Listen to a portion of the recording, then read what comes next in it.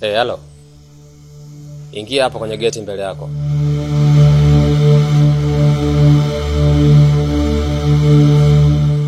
Sasa naomba tusikilizane jamani. Kuna mteja anakuja. Akija hapa, mtu ambaye atapata bahati ya kuchaguliwa, basi naomba hakikishe anafanya kama tunavyofanyaga. Mimi nadhani tumeelewana.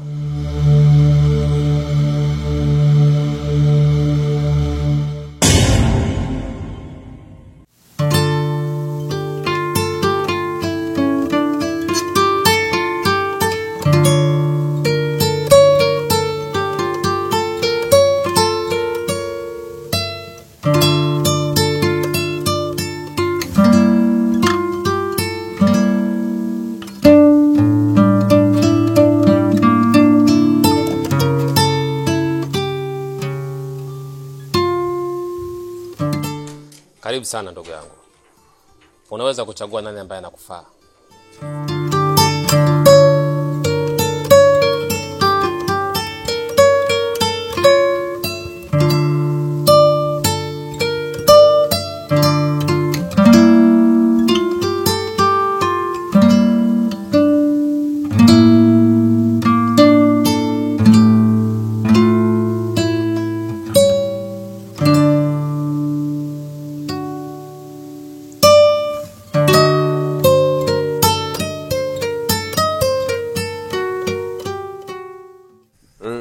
Nimeona. Namtaka huyo hapa.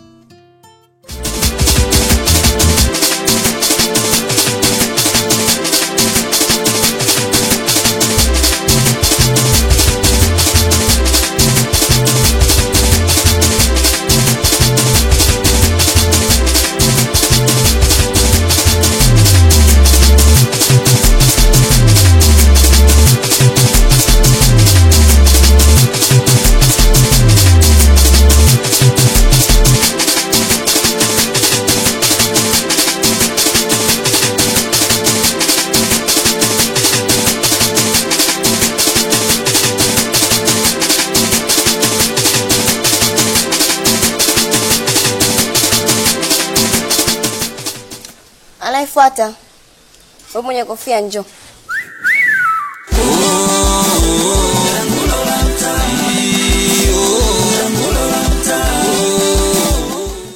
Kondomu unayo?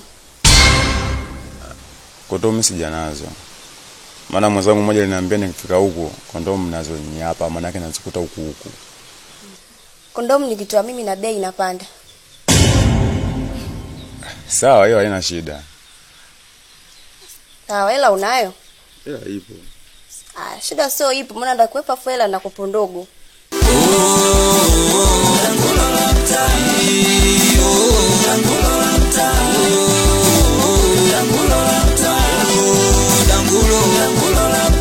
Hukumtani kwetu wadada mepulugwa wanacheza chura.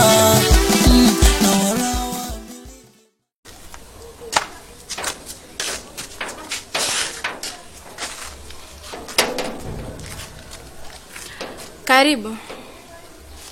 Asante dada. Samahani dada. Mimi naitwa Aisha. Nilikuwa naomba kazi. Kazi? Kazi gani? Najua kila kitu kinachoendelea kwenye hii nyumba. Na ndio maana nimekuja kuomba kazi. Wewe nalokuambia huko ndani kama kuna kazi? Kiukweli dada, ninahitaji sana pesa kwa sababu nina maisha magumu sana. Na sina msaada. Na ndio maana nimekuja hapa. Kama unavyojua sisi ni wasichana. Kuna vitu vingi vinahitajika na hivyo huwezi kuvipata bila hela. Ndio maana niliposikia tetesi za hapa, nikaamua na mimi nije niwe mmoja wao. Aisha, nikikutizama umri wako unaonekana ni mdogo sana. Na unasema kwamba unahitaji kazi huko ndani. Una uhakika utaweza? Nakuahidi dada, nitaweza.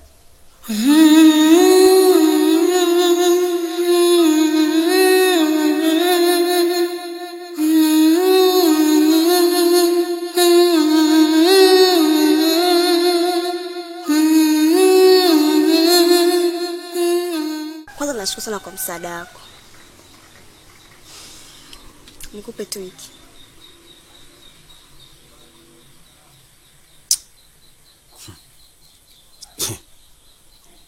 Hebu mdada, hebu acha masiala basi. Kumbuka kama unatumia chumba changu. Alafu angalia wewe unaonipa ni sahihi kweli? Jamani Ocho, angalia biashara yenyewe, watu wenyewe hamna. Yaani hata watu wenyewe la hatoi. Kwa kidogo hiki nilichopata basi chukua. Unasemaje leo upate wakati naona kila muda wanaingia na kutoka. Vidumu vyote vilikuwa vinaingia na kutoka huko. Alafu unaenda kulipa mimi 5,000 kweli? Watu ni wengi ila biashara hamna. Sikia nikwambia kitu kimoja. Hayo mashuka unayotumia ni ya kwangu. Alafu pili, najua kabisa wazi hayo mashuka ushachafua huko ndani. Na mimi ndio naipata shida kuyafua. Sasa chagua moja.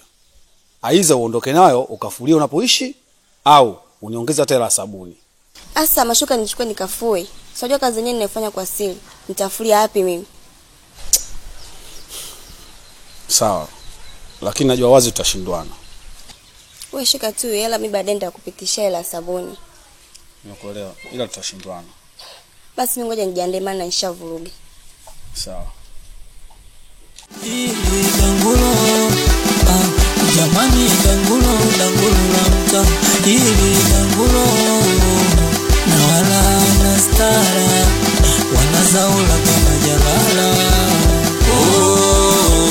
Dangulo la mta. Dangulo la mta. Dangulo la mta. Dangulo la mta. Ache. Bosi, nimekuletea mgeni. Anaitwa Aisha. Karibu sana Aisha. Asante. Ni binti ambaye anaomba kufanya kazi na sisi. Na kwa ninavyomuona, ni binti mrembo na ninaamini ataiweza kazi yetu. Sawa. Kila ofisi au kila sehemu ambayo unaenda kuomba kazi huwa kuna utaratibu wake. Lakini ofisi nyingi sana watu wengi huwa wanapaswa kupeleka vyeti vyao vya masomo. Uzuri wa kazi yetu ni kwamba hatuhitaji vyeti vya aina yoyote ile. Ila tunahitaji mtu ambaye anaweza kufanya kazi yetu kwa uadilifu mkubwa sana. Hivyo basi, Aisha, nitakuandalia mechi. Katika hiyo mechi, mimi nitakuwa mwenyeji wako na wewe utakuwa mgeni wangu. Nahitaji kuona namna utakapocheza. Na kama ukifanikiwa kushinda, basi utafuzu kwenda kwenye hatua inayofuata.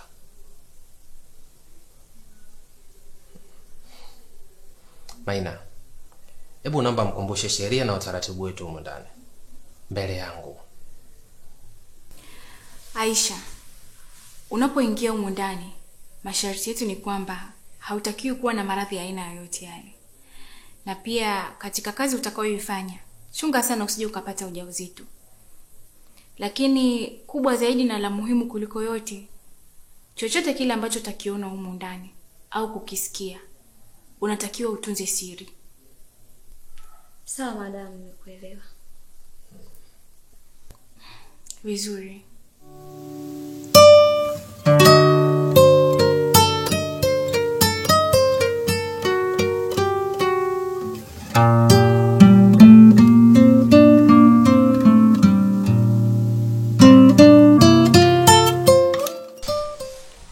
Wewe binti, umetoka wapi? Nataka kumuona dada. Umetoka kumuona dada. Ina maana utaratibu na sheria za humu ndani uzifahamu, si ndio? Hamna kiongozi, nazifahamu.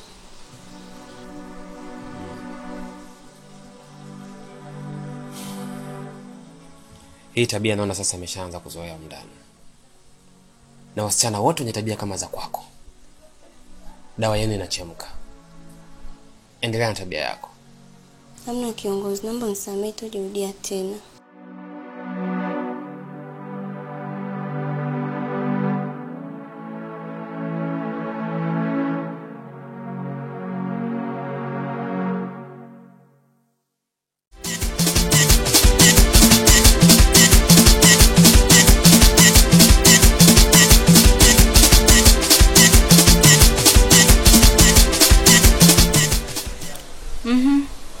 Na wasikilizeni. Ujue madam, si hapa tunaishi katika nyumba nzuri. Yaani kila mtu anapotuona nje, tunavaa, tunapendeza. Ila umndani tunavyoishi yani sio vizuri. Yani sisi kazi tunayofanya afu tunalala chini.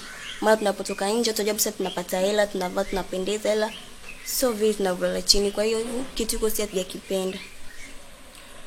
Kwa hiyo nyinyi mnatakaje?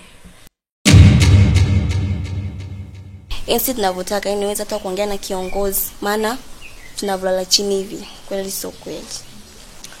Alafu madam isitoshe pia na mishahara. Yaani tumekuwa tunafanya kazi kubwa hali ya kuwa kipato ambacho tunalipwa ni kidogo sana.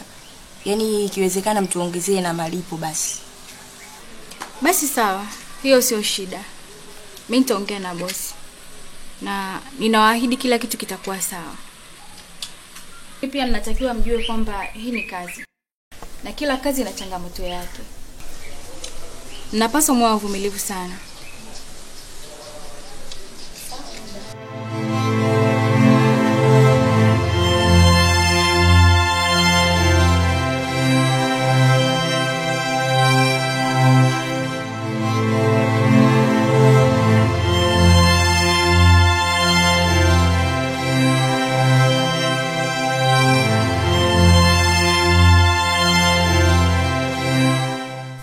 Karibu sana Maina. Asante bosi. Samani, kuna jambo nahitaji kuongea na wewe. Nakusikiliza. Ni kuhusu wa mabinti wa humu ndani. Wanalalamika kuhusu malazi bosi. Sehemu ya kulala, pia mahitaji madogo madogo. Maina, hivi unadhani mimi nashindwa kuwanunulia vitanda humu ndani? Au unadhani nashindwa kuwalisha chakula kizuri sana? Hapana, najua haushindwi bosi. Na naamini unaweza kutufanyia zaidi hata ya hayo. Ngoja nikwambie kitu kimoja. Kila kazi ina changamoto zake. Na changamoto ndio zinamfanya mtu ajue umuhimu wa jambo fulani. Kuna vitu vingi sana vinaendelea nyuma ya pazia. Lakini hakuna mtu hata mmoja anayefahamu humo ndani zaidi yangu mimi mwenyewe. Ikifika muda sahihi nitakwambia kwa nini nafanya hivyo. Lakini kwa sasa endelea kuwapa moyo, waendelee kufanya kazi. Kwa ambaye ataweza kuwa mvumilivu, mwache aendelee kufanya kazi.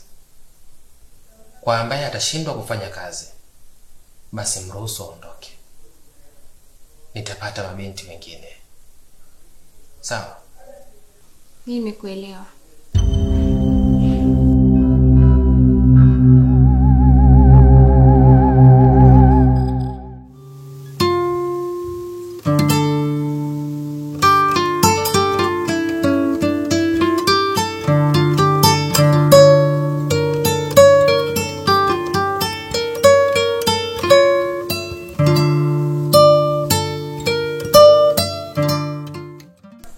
Uzoe. Nigee hela mimi niondoke basi. Maana muda unazidi kwenda. Sabra. Pesa sio tatizo. Tatizo langu ni lile lile Sabra. Mwenzako nakupenda. Na ikiwezekana nataka uwe mke wangu kabisa. Hivi Uzo, ushawahi kumuona mwanaume gani ambaye anataka kumuoa maraya? Mtu anayejiuza. Mimi nitakuwa mwanaume wa kwanza. Na nafanya yote haya kwa sababu ya upendo. Nakupenda Sabra. Na nahitaji uwe mama wa watoto wangu. Tena mama bora kabisa. Sikiliza wewe, mimi nipo kikazi zaidi. Wewe mwenyewe unaona, nakuja hapa endapo una hela. Kama hauna siji. Kwa nipe hela yangu mimi niondoke. Nina kazi kibao za kufanya hizo. Kiukweli Sabra, toka niajue mapenzi, sijawahi kumpenda mwanamke kama ninavyokupenda wewe. Haijalishi ni malaya, unajiuza, lakini mimi nakupenda hivyo hivyo. Sasa usichokijua, wewe utabaki kuwa mteja tu. Nipe hela yangu niondoke.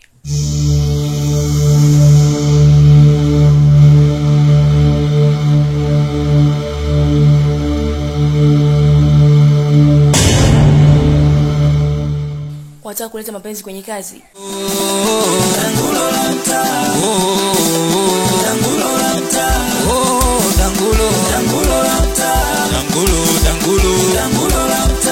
ukitoa bukuteni unarudishiwa bukujelo.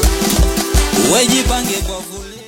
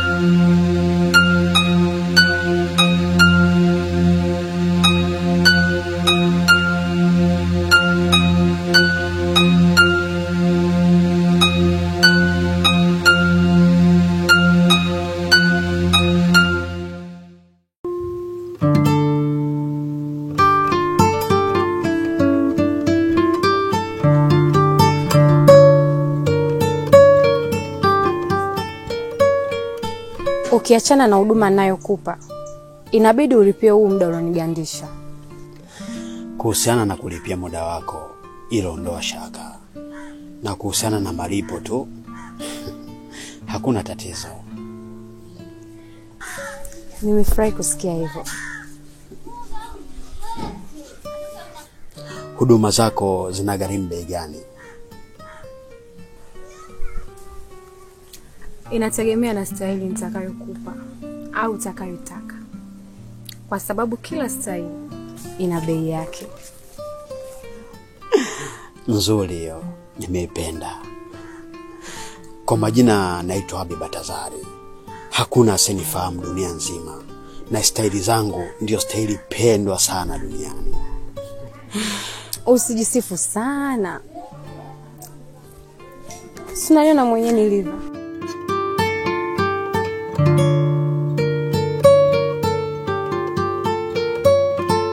Kwako ni mbali na hapa? Kwangu na hapa ni karibu sana. Ni hapo mtaa nyuma tu. Basi twende. Mbona unaogopa? Nishike basi.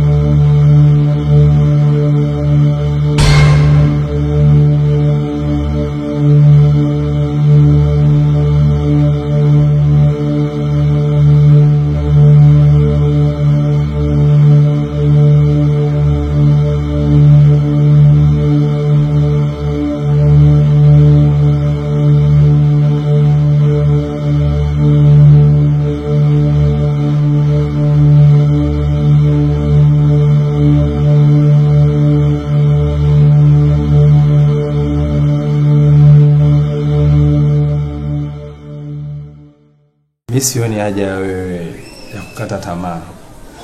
Kwa sababu upande uliokuwepo wewe ni upande mzuri sana. Umeona mimi kwa upande wangu na kivuli changu.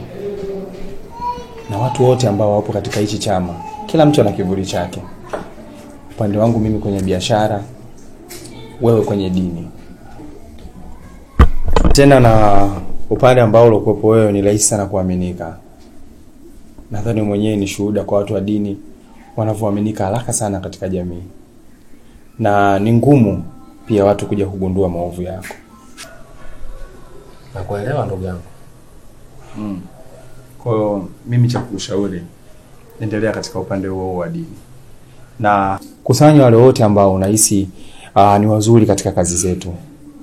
Watafutie kitu cha kufanya ili iwe kama kivuli kwa ajili ya jambo letu. Mimi nimekuelewa sana na ninakushukuru sana kwa ushauri wako. Basa, kama unahisi kutakuwa na changamoto sehemu yoyote ile, utaniambia tujue namna gani ya kuitatua.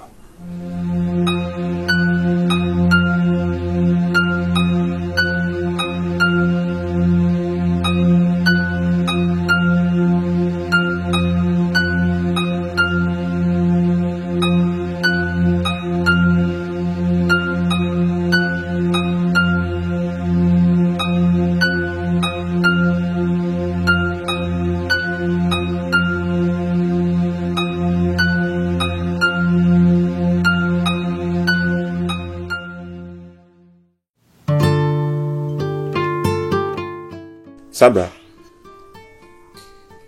naomba nikushukuru kwa kukubali wito wangu. Lakini pia leo sijakuita kwa ajili ya kufanya mapenzi. Nimekuita hapa kwa sababu nina mazungumzo muhimu sana na wewe. Sawa, lakini hata hayo maongezi yenyewe unatakiwa yalipie. Sawa, hamna shida, nitalipia. Iko hivi. Nimekuitia mambo mawili, Sabra. La kwanza ni kutaka kukusisitizia tu ile swali nilokuelekeza siku ile, kwa nakupenda sana na nahitaji uwe mke wangu. Najua hutopenda kulisikia hili, lakini nakuomba tu nielewe. Kiukweli wewe ni mwanamke ambaye unanivutia sana, na nikikuangalia naona kabisa unastahili kuwa mke bora. Ukawa na nyumba yako, familia yako. Kitanda hiki kinanipa shida, kinahitaji hapa patokee watoto, na wakulifanikisha hilo ni wewe na mimi kama mke na mume. Kwa hiyo nakuomba Sabra, nielewe kwa hili, na ikiwezekana nikubalie ili uweze kuwa mke wangu. Tafadhali nakuomba sana. Na swala la pili ni kuhusiana na hiyo kazi yako. Sabra, hii kazi sio nzuri kwako. Nikikuangalia wewe ulivyo, haustahili kabisa kufanya hii kazi. Unatakiwa uolewe, uwe na familia yako, uwe na watoto wakuite mama, na baba nitakuwa ni mimi. Kwa hiyo haitopendeza ukawa na background mbaya ikaja kukuathiri katika maisha baadaye. Kazi zipo nyingi, Sabra. Kuhusu mimi kuacha hiyo kazi, sahau pia. Yaani kazi yangu naipenda, inaniingizia kipato, sio siwezi kuacha. Najua kama hii ni kazi yako, lakini haukuzaliwa kufanya hiyo kazi, Sabra. Wewe umezaliwa uwe mwanamke, uwe mke na sio mwanamke. Kwa hiyo naomba tuachane na hii kazi, Sabra. Unajidhalilisha. Hata hivyo muda nilokugaia umeshaisha, kwa hiyo ukitaka kuendelea kuongea na mimi maokoto.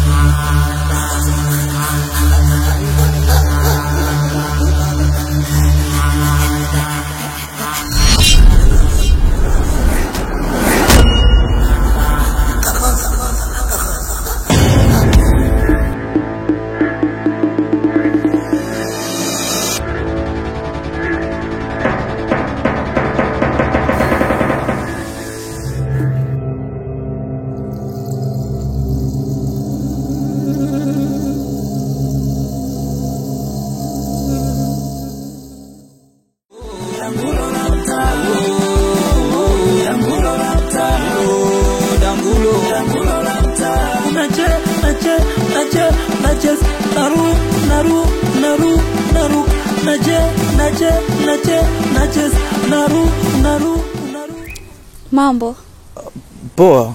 Vipi? Mbona umekuja wewe?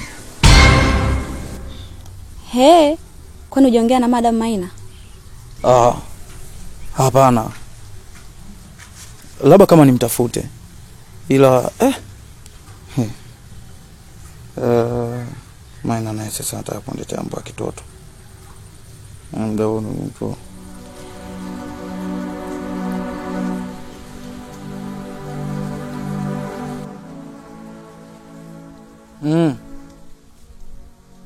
Halo? Maina. Asa vitu gani vile unaniletea rafiki yangu? Wewe tumeongea vizuri kabisa kwamba unakuja mwenyewe. Alafu unakuja kuniletea mtoto kama huyo hapa 2000. Unaniletea mimi matatizo haya. Sawa, tatizo mtu mwenyewe hana nyama na wewe unajua mimi kabisa vitu vyangu mimi nahitaji madude. Asa vitu gani hivi? Huo sio utaratibu wako wa kazi. Angalia, yani panga ratiba zako vizuri ujue kabisa kwamba mteja wako unamhudumia na anapata kitu sahihi. Sasa wewe unanileteaje mimi vitu kama hivi? Mimi napeleka wapi mzigo huu?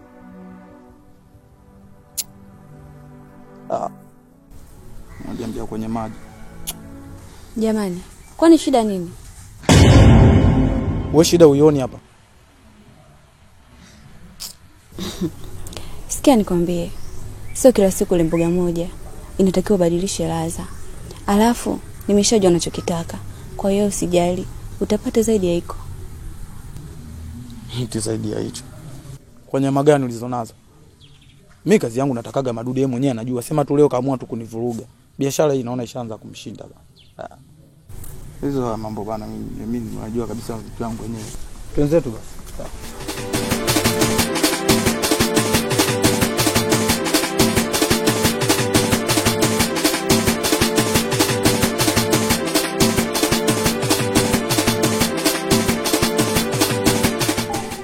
Samahani jirani yangu.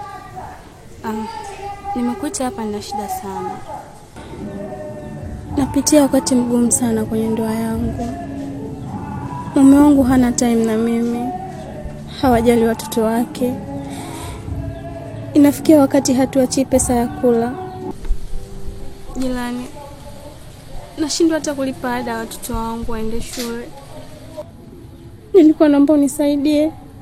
Nipo pesa tu ya kulipia watoto wangu shule. Kula. Kitakachopatikana tutakula. Naomba unisaidie jirani yangu. Kwanza pole sana. Pole sana kwa changamoto zote zile unazopitia katika maisha. Na changamoto ndo zinamfanya mtu akue kiakili au kutafuta namna nzuri ya kupambana na hiyo changamoto ambayo anakutana nayo. Mimi nitakusaidia. Nitakushukuru sana jirani yangu, nitakushukuru sana. Maana ninayopitia Mungu mwenyewe ndo anayejua. Mimi nimekusikiliza. Na nikuahidi nitakusaidia. Nitakusaidia kiasi cha pesa kidogo ambacho nina uhakika kitasaidia baadhi ya mambo kwa hizi siku 2-3. Kwa hiyo ukipata muda unaweza kupitia pale nyumbani. Nafurahi kwa kunipa maneno ya faraja. Asante. Usijali kuhusu hilo jirani. Sisi wote ni binadamu. Na binadamu wote tuna jukumu la kusaidiana wenyewe kwa wenyewe. Kwa hiyo kuwa na amani. Sawa? Ngoja simini kuache. Una siku njema basi.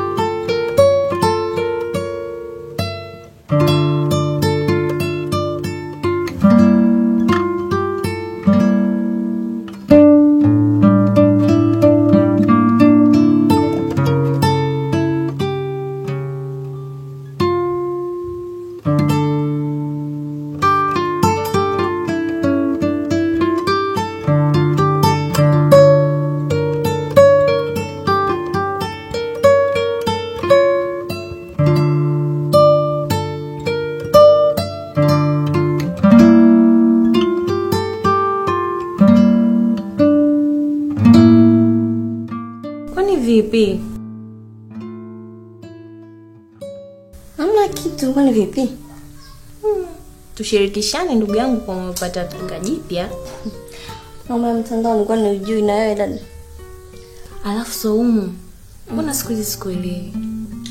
Maana ruti zako sasa hivi sizielewi. Kila siku unaingia na kutoka. Niambie ndugu yangu.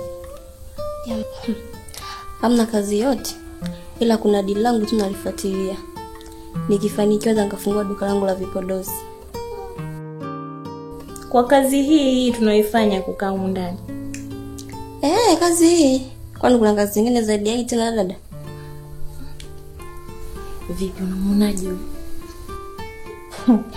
Nzuri ya Samboi. Anafaa Anafaa ndio, kwani ni simuona msa mwenyewe unakusa kwa anafaa. Yaani ananisumbua hatari. Ngoja niendelee kuchat naye.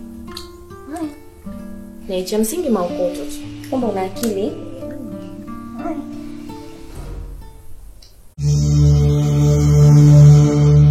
Wewe. Jamani. Nini sasa? Nini? Nahitaji tuendelee. Kwani wewe tumeshafanya tumemaliza? Au unataka nini kingine? Sawa, ndio tumefanya tumemaliza. Lakini mimi bado sijalizika. Kwa nini unajishiri? Huko kutulizika au ni ya kwako? Mimi nimekupa hela yangu na mimi ndo bosi. Umeshafanya kazi yako, imeisha. Nenda. Unakumbuka nilichokwambia njiani? Nilikwambia kwamba usione wembamba wa reli. Hapa treni inapita hata ya mizigo. Wewe shaka unamuaje? Tuendelee. Tuendelee. Kwani nini jamani? Tuendelee. Tuendelee wapi? Mpaka unataka kunibaka. Yale maneno tu. Tutafanya. Yale maneno. Wewe nani?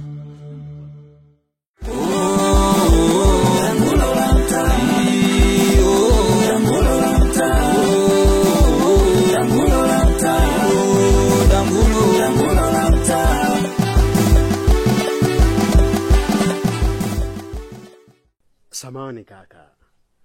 Sasa mimi nilikopo nahitaji nikuulize. Japo ulishanipa maelekezo hapo awali, lakini nilikopo nahitaji kukuuliza tena limadi nipate uhakika zaidi. Kuhusiana na ile dawa, unaipaka nusu saa kabla ya tendo au ukitaka kuingia katika tendo ndo unapaka ile dawa?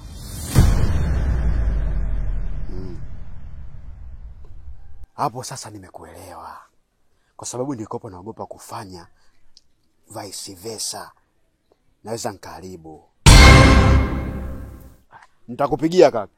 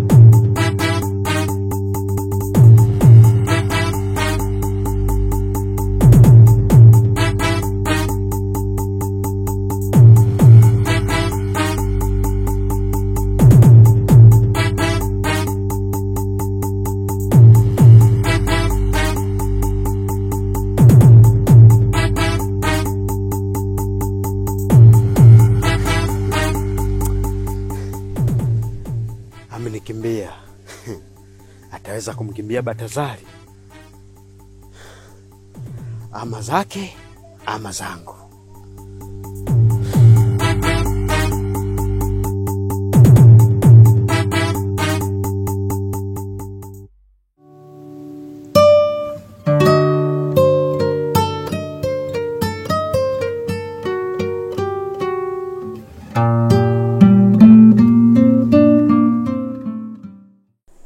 Hivi Sabra, Hizi habari za huko ndani unazo?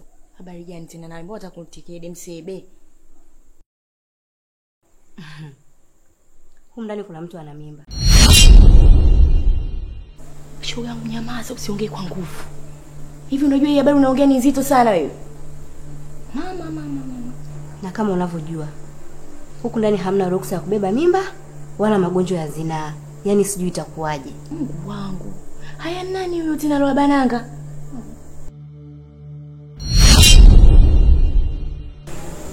Shazna, nakuomba mara moja.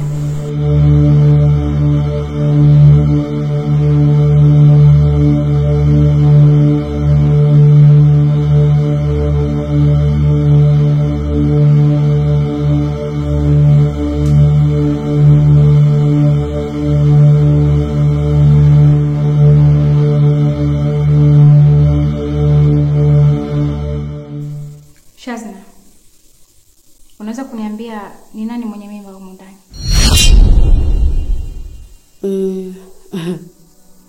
Unajua nini Madam Maina? Wewe utakuwa tu ulisikia vibaya. Sikiliza nikwambie. Nimesikia kila kitu mlichokuwa mnaongea. Kwa hivyo kwa usalama wako naomba tu uniambie. Na kama usiponiambia ni nani ana mimba huko ndani, najua wewe ndio utakuwa unahusika. Ni kweli Madam Maina, huko ndani kuna mtu ana ujauzito. Ni Sada.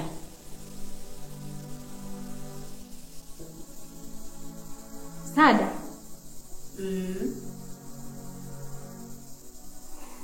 Basi sawa. Nenda kaendelea na shughuli zako. Sawa madam, asante.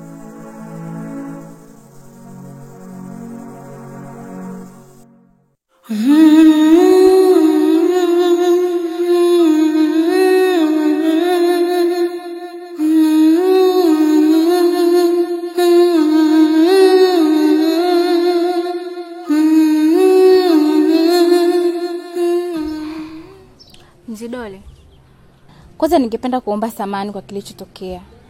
Nilishindwa kuja kwa sababu nilikuwa busy sana. Na ndio maana nikaona nimuombe Aisha aje kwa ajili yangu.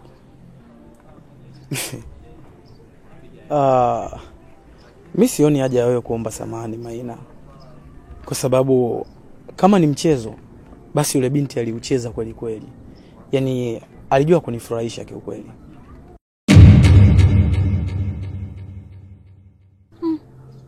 Una uhakika nayo unayoyasema? Aswa?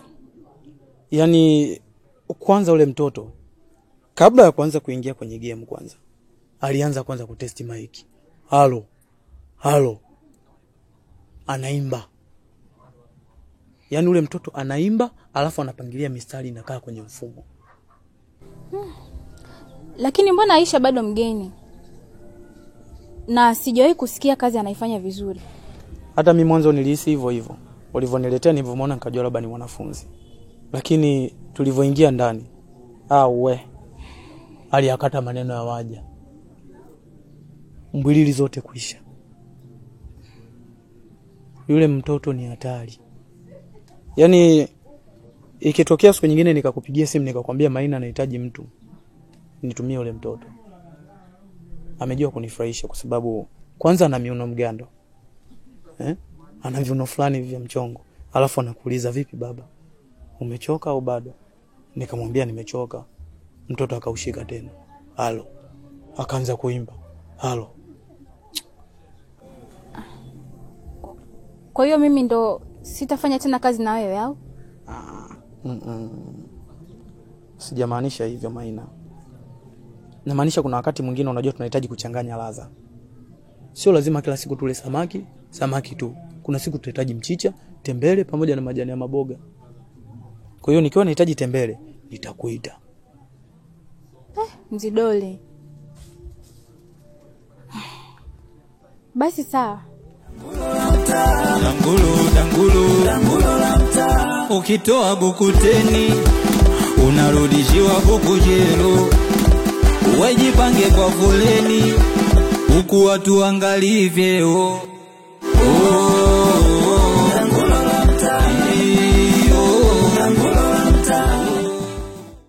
Yaani madam, yule mtu ananiambia niende kwake. Sijamuelewa kwa kweli. Hana maajabu yoyote. Na sio maajabu hana tu, hadi mikazo zilo. Kivipi yani? Tumeenda hadi kwake. Baada ya kufika kwake, tumeenda raundi ya kwanza, ya pili hataki tuendelee. Na kujigamba kote kule, lakini hana chochote. We Aisha wewe. Mzidole huyu ninayemjua mimi. Mzidole mikazo zero. Mbona mimi nimeenda naye mara kadhaa lakini anaonekana yuko shupavu sana. Tena nakwambia na hilo jina wanamuita mzee wa spako. Anapiga miti huyo balaa. Wewe unasemaje mikazo zero? Madam, mimi ndo nimeenda naye na mimi ndo nimefanya naye.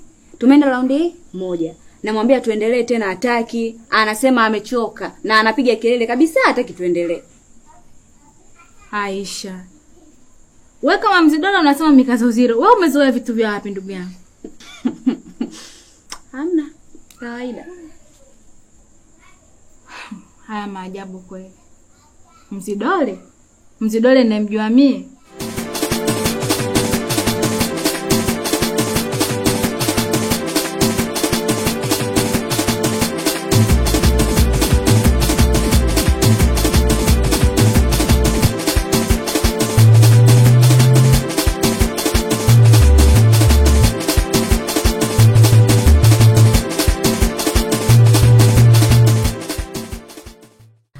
Bosi wangu, kuna jambo nahitaji nikwambie. Ni jambo gani hilo? Ni kuhusu mambo ya humu ndani yanayoendelea. Nimesikia kuna tetesi kwamba kuna binti ni mjamzito. Ni mjamzito? Huyo binti na maana afahamu utaratibu wetu au? Bosi, cha ajabu binti mwenyewe ni Sada. Sada sio mgeni na hakuna sheria yoyote ile ambayo haijui humo ndani. Basi sawa. Mimi naomba unisaidie kitu kimoja. Naomba uwatangazie watu wote humo ndani kwamba kuanzia leo Sada tuko naye tena hapa nyumbani. Na uhakikishe kila mtu anafahamu hivyo na si vinginevyo. Sawa bosi. Mimi nimekuelewa.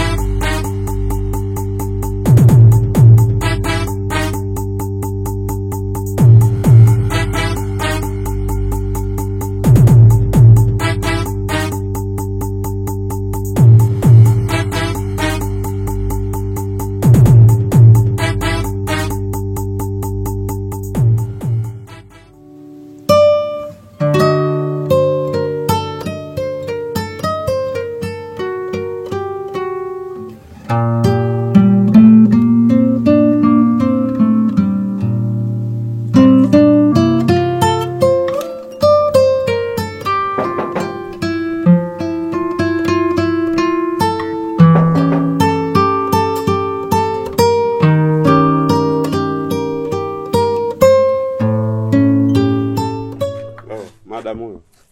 Karibu. Asante. Mambo. Poa vipi? Poa. Vipi? Chuchunga yangu yupo? Unamzungumzia Sabra. Sabra toka jana jioni alipata kichwa na hajarudi mpaka sasa.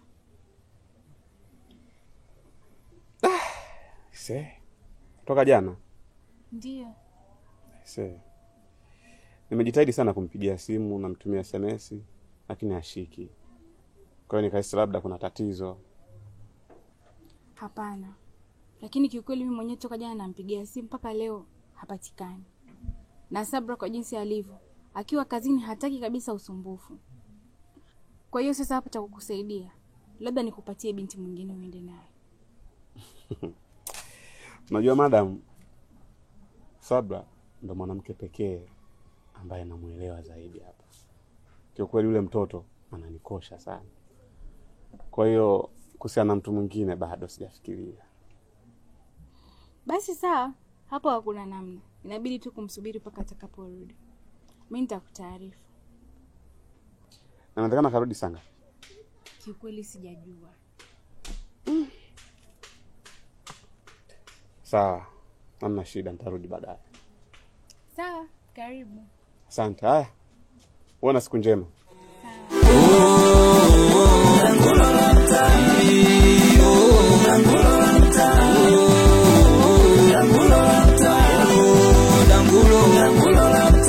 Hukumtani kwetu wadada mepulugwa wanacheza chula. Yaani shoga yangu, kilichonikuta inataka kuhadisia kifai. Kuna mkaka anaitwa Chipu. Yaani huyu ni sungula matope shoga yangu. Yaani isingepata nafasi ya kukimbia, sijui hizi ningekopo wapi. Yaani kweli Mungu anasaidia. Na alisema anakupa hela? Alisema analipa. Kwa hiyo kilichokushinda nini? Kilichonishinda nini? Wewe unaweza? Sikiliza nikwambie. Maji ukishavulia nguo, huna budi kuyaoga. Na hii ni kazi kama kazi nyingine. Na umeichagua mwenyewe, hakuna hata alokulazimisha. Kilichokufanya ukimbie ni nini? Mimi nawaangalia sana mule ndani. Sikiliza nikwambie, yani ingekopo mimi, haijalishi buza wala kwa mparange. Mimi nikipita tu. Aisha tena. Wewe unachukuliaje kwanza? Yaani mule ndani mule, hamna tena yanishinda. Yaani sijamuona wa kufika level yangu. Na waangalia sana. Sasa nisikilize. Nipe hizo namba za bwana. Namba yake tu. Namba yake nitakupa. Sawa. Haina shida. Limeisha. Haya wewe jinadi tu hapa. Sikilizia matokeo. Sinaga shombovu. Jamani dangulo la mta hili dangulo na wala na stara wanazaula kama jalala. Dangulo la mta dangulo la mta. Unaweza kuniambia ulikuwa wapi? Yaani unaniuliza nilikuwa wapi kama nani yani? Kama nani yangu? Samahani kama nimekukwaza Sabra. Lakini toka jana nimejaribu kukupigia simu na kutumia SMS. Lakini haujibu chochote. Mimi kama binadamu nikajisikia vibaya. Na hata hapo unavyoniona natokea pale kwenu kwenda kukuulizia. Yaani nashindwa kuvumilia. Yuzo. Nimekwambia pale nyumbani kwetu usije kama hujanipa taarifa. Unataka niharibie kazi? Unajua nini Sabra?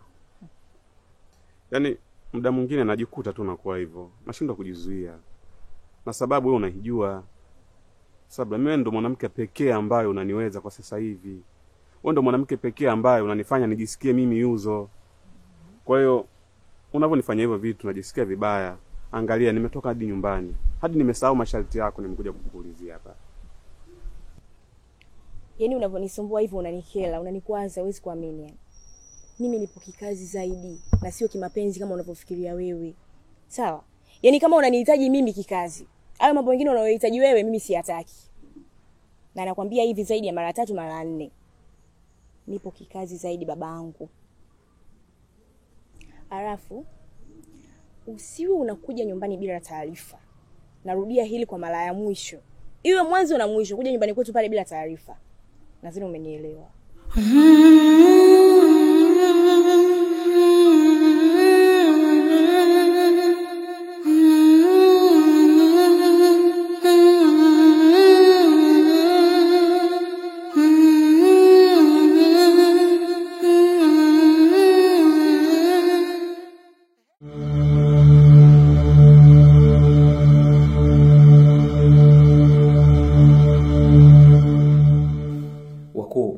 Kiukweli nahitaji sana mniongezee nguvu.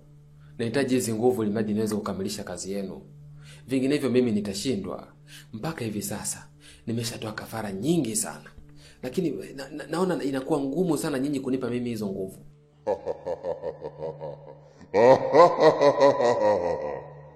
Chibu. Sawa. Hizo nguvu tutakupa.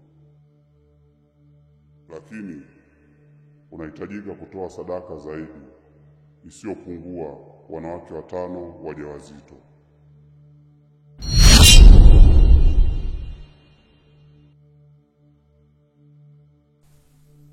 Watano tena.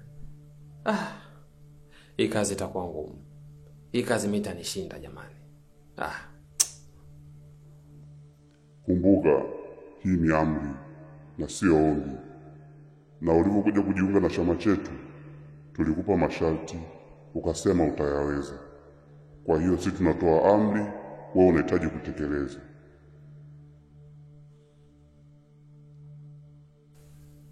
Basi sawa, mimi nitashukuru hata kwa hicho kidogo mtakachonipa.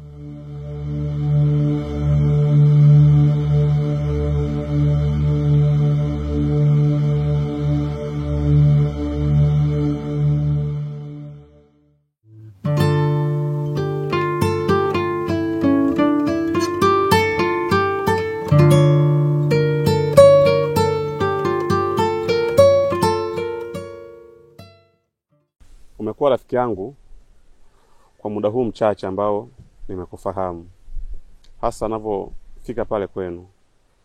Lakini natamani nipajue vizuri pale kwenu, yani mnaishishije maisha yenu, yani ili na mimi nijue yani. Maana inaonekana kama kuna vitu viko sawa kwenye upande wenu. Kuna shida gani pale? Yaani pale tunaishi maisha ya shida.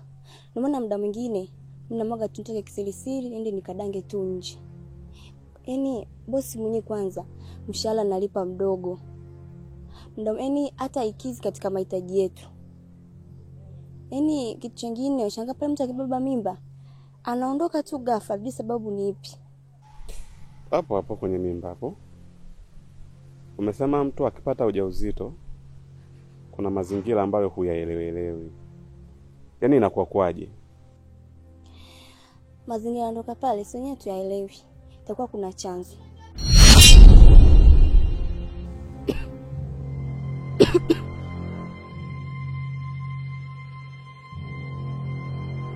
Vipi?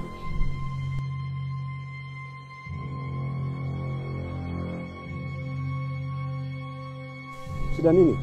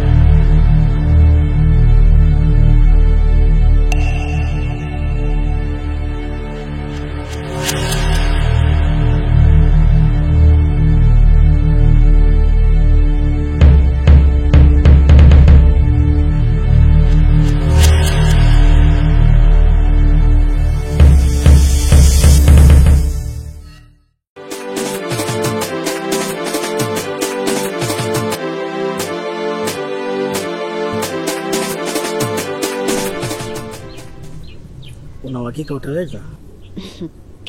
Wala usijali. Nimeshaambiwa kila kitu kuhusu wewe.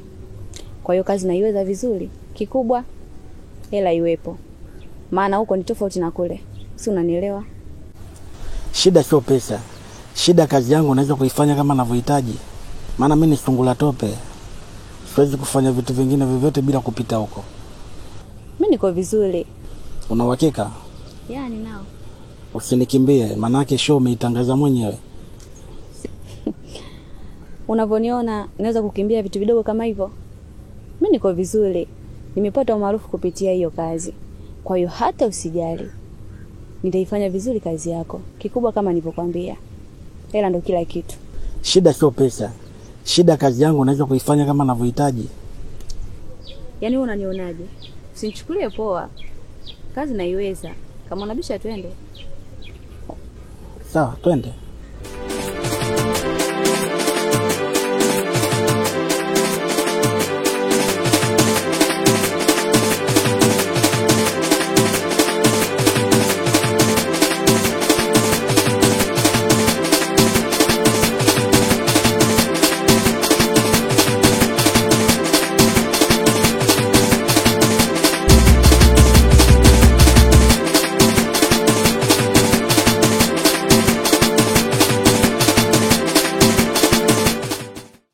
Madam.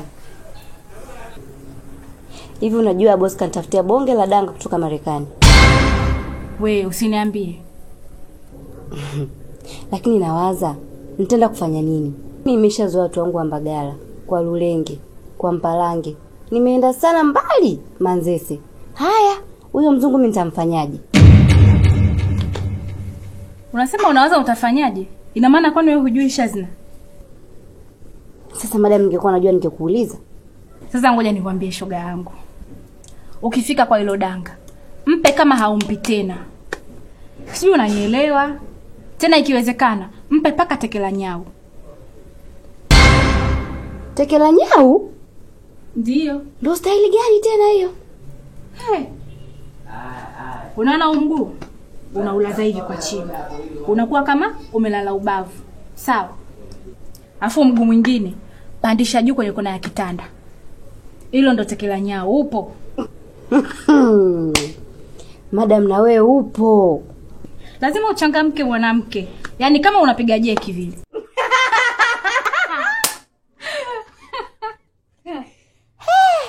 New style in town. Tekela nyau. Hiyo kiboko hiyo.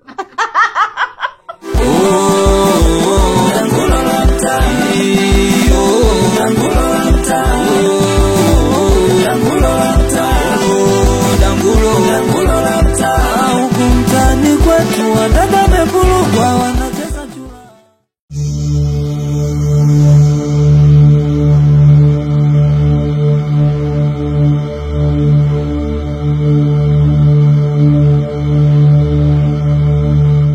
Dada halo. Halo, Sabra. Mambo. Vipi, uko wapi kwani? Nipo njiani hapa naelekea nyumbani. Sasa nilikuwa nakwambia hivi.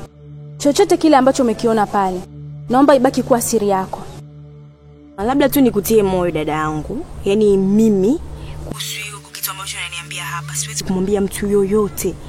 Yaani kwa kumwambia mtu yoyote wetu hofu. Yaani ondoa shaka, ondoa hofu. Mimi siwezi kumwambia mtu yoyote. Naomba nisije nikayasikia popote pale, Sabra. Sisi tumeelewana. Uhusu hilo swala lako, wewe toa hofu, yani ondoa hofu, ondoa shaka. Kwa sababu umeniambia mimi ni mtu sahihi, tayari nimeshaona na najua. Na sina mpango mbaya juu ya hili swala kwa sababu najua tayari ni issue ya siri. Kwa hiyo siwezi nikatoa hapa nikampelekea mtu mwingine nikamwambia na mtu mwingine, siwezi kufanya hicho kitu. Kwa mimi nakuomba tu dadangu wewe kuwa na amani. Yaani wewe kuwa na amani zote kama mwanzoni, yani kuwa na furaha kama mwanzoni. Siwezi kumwambia mtu yoyote na kuahidi. Sawa, na popote pale ambapo nitayasikia, najua chanzo ni wewe. Yaani wewe kwa sababu umenifikishia mimi na mimi ndo najua kuwa na amani. Yaani hilo limeisha dadangu.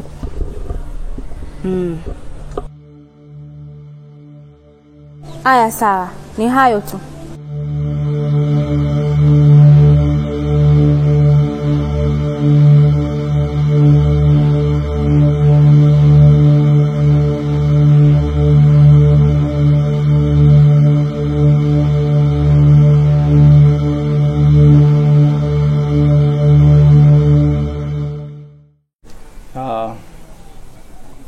ulipofikia na ulichokifanya, kila mmoja kwenye chama anakupongeza.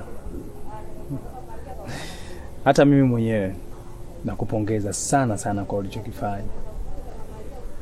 Umetoa kafara nyingi na zenye kufaa katika mambo yetu. Hongera. Mimi mwenyewe nashukuru sana kwa kweli. Sasa hapa kilichobakia ni kukupambania ili uongeze nguvu, uweze kufanikisha yale yote uliokuwa unayawishi.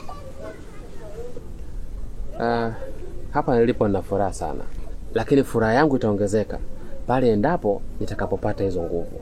Kiukweli nazihitaji sana ili mradi niweze kumalizia hii sehemu ndogo iliyobaki. Na mwanzoni nilikuwa naogopa na hii kazi ilikuwa ngumu sana, lakini kadri siku zinavyozidi kwenda, hii kazi nazidi kuiona nyepesi na nyepesi. Nilikwambia mimi kila kitu kinawezekana, ila ulikuwa muoga sana. Sasa hivi unaona kila kitu kiko katika mstari, na siku zote wahenga wanasema safari moja huanzisha nyingine. Kwa hiyo hapa tegemea yale mafanikio uliokuwa unayawaza kila siku. Na ni kweli kitu kimoja tu, hii kazi nitaifanya kwa ufasaha sana mpaka mwisho.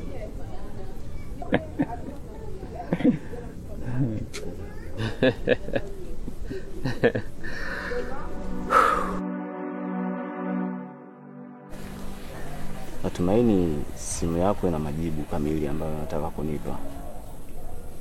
Nataka unipe full details zote ambazo ulizozifuatilia wewe kama wewe.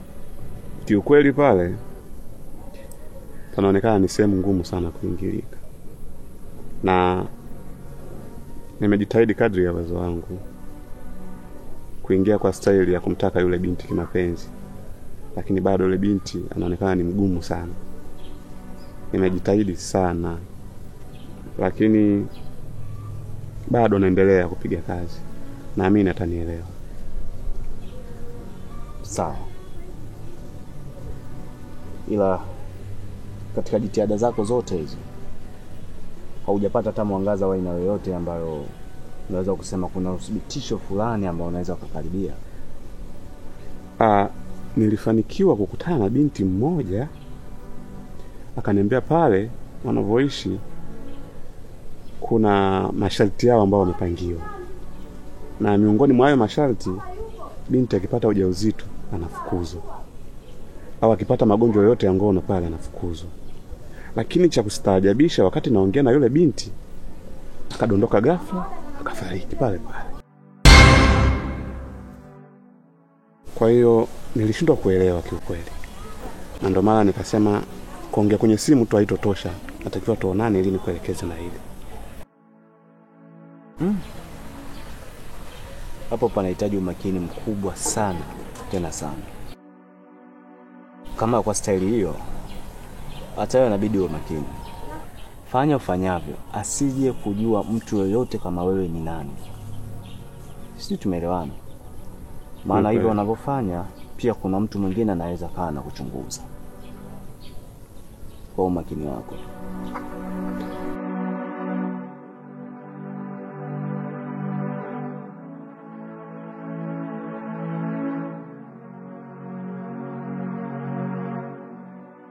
Samani kakaangu, najua mara nyingi huwa anakuja kwako kuomba msaada na huwa unanisaidia. Nimekuja tena leo kwa mara nyingine. Mwenye nyumba amenifukuza, nikawaza wewe ndo mtu pekee ambaye unaweza ukanipa msaada, kwa sababu kila nikiwa na tatizo unanisaidia. Nahitaji msaada wako. Hivi kumbe kuna watu bado wanawafukuza wenzao kisa kodi ya nyumba. Sasa unamfukuza binadamu mwenzako kisa 30,000? Yeye aende kuishi wapi? Akakae wapi? Nitakupatia hiyo pesa, lakini nina wazo. Hili swala la kuwa unakuja mara kwa mara hapa, unakuja kuomba msaada, unahitaji pesa ndogo ndogo, 10,000, 5,000. Leo umekuja unaomba 30,000. Litaisha lini? Nikikuangalia tu kwa hali yako na maisha yako, hili swala linaweza lisiishe. Nina wazo moja. Unaonaje kama nikikupatia pesa ukaenda kufungua biashara? Kweli kakaangu? Nashukuru sana kakaangu, Mungu akubariki. naweza nikauza sambusa, nikachoma chapati pamoja na maandazi. Wewe ni mwingi wa fadhila. Nakushukuru sana kakaangu. Sina cha kukulipa. Usijali kuhusu hilo. Pesa ambayo utakuwa unaipata kwenye biashara yako inaweza kukizi baadhi ya mahitaji kama hivyo kodi na kulea kiumbe ambacho kiko tumboni mwako. Nashukuru sana.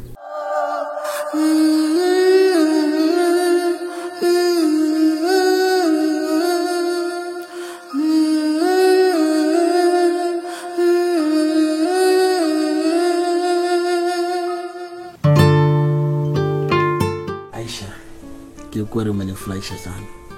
Sijategemea kama utakuwa hivi. Hivyo ni vitu vya kawaida sana kwangu. Mara nyingi ninapotangaza mechi, iwe ugenini, iwe nyumbani, lazima nihakikishe nakusanya pointi 3. Uko vizuri, sijaamini. Mtoto kama Ngolo Kante. Hapa ni mjini na mimi nimekuja kutafuta hela. Kwa hiyo unaponipa hela yako ya kutosha, lazima nihakikishe unapata furaha. Basi naomba nikuahidi kitu kimoja. Nahitaji wewe ndio mhudumu wangu mkubwa kila nitapokuwa nakuja pale. Nitakuongezea dau zaidi ya leo. Basi hapo utakuwa umetisha. Yaani umenivuruga kweli. Mtu mzima na ndevu zangu wao kunivuruga mtoto mdogo hivi. Hapo na sio wa kwanza. Hapo nzio kibao. Mimi ndo nilivyo. Kiukweli nimefurahishwa na wewe. Yaani unapiga miguu yote miwili. Mwenzako alinikimbia. Sawa, usijali. Na mimi nitakupa mara 2 ya iko.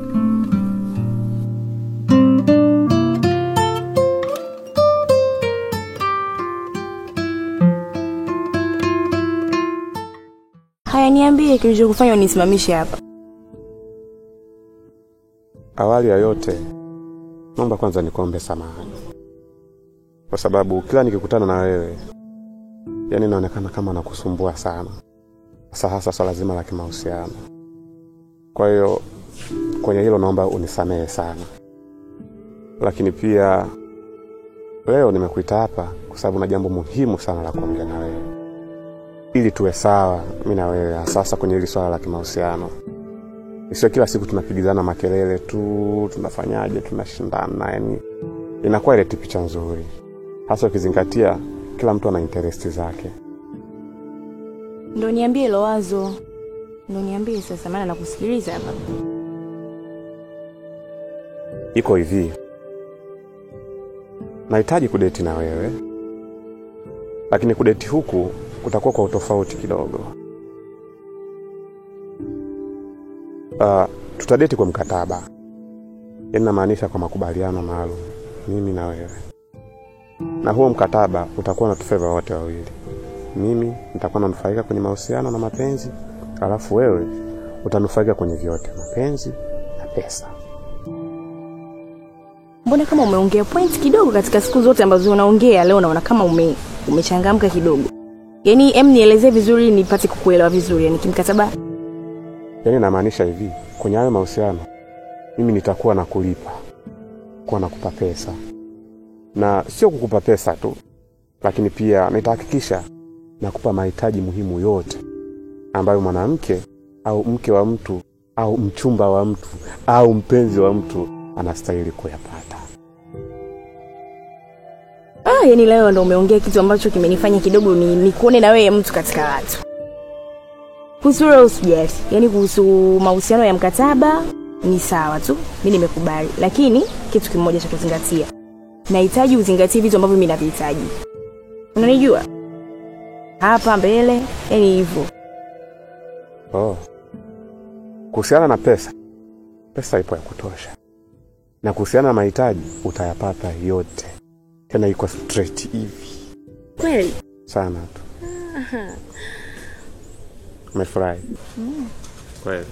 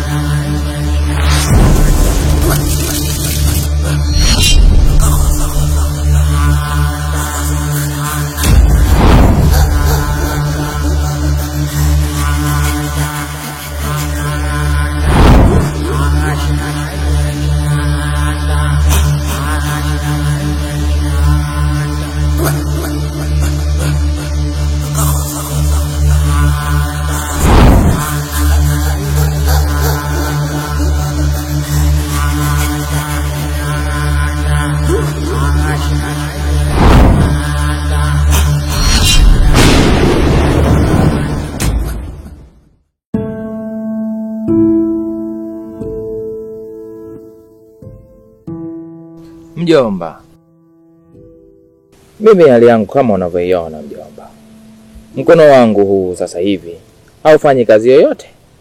Bora hata ningekuaga mzima, ningesema nikafanya kazi zangu za ujenzi, nikupatie hiyo pesa ya ada. Lakini sasa mjomba, hapa kila nikiwaza, ndio maana umenikuta hapa. Sielewi nifanyeje upate ada. Mjomba, wala usijali. Mimi mwenyewe najua kama ungekuwa mzima ungenilipia hela ada. Kwa sababu umenisomesha tangu mdogo. Leo hii haiwezi kukushinda hela ada. Ila kutokana na matatizo uliyopata ndio imeshindikana. Ila usijali. Mimi nitapambana, nitafanya kazi, nitapata hela ada. Unajua mjomba, penye hapo wanasemaga mjomba ni mama. Hasa mimi kama mama yako nimeshindwa kabisa kukuhudumia mjomba. Yaani ningeweza kufanya kila ninachoweza kukupatia hiyo pesa ya ada. Lakini sasa wewe unaniuma kweli mjomba. Penye hapa nimekaa wewe unaniuma. Mimi nitatafuta kazi, nitaenda hata kufanya kazi za ndani, kufua, mama ntilie, kazi yoyote itakayokuja mbele yangu nitakayoona inafaa, mimi nitafanya ili nipate pesa. Sawa mjomba, sawa. Lakini kwa makini mjomba. Kwa sababu unajua hii dunia inazunguruka kukuru kukuru kukuru kukuru. Na mambo ni mengi duniani huku mjomba. Wewe ni kabinti kazuri. Sasa dunia itakuangalia kwa jicho baya. Kwa hiyo kuwa makini mjomba wangu kwenye kutafuta kwako. Mkumbuke Mungu, muombe Mungu, kuwa binti mwema. Usijali mjomba. Haya mjomba. Basi penye hapa huko ndani hamna hata vitunga kidogo nikurogeka uji, maana njaa inaniuma. Unga ulibaki kidogo. Pia nahisi kuna mchele. Wacha nikakupikie wali. Sawa mjomba. Sawa.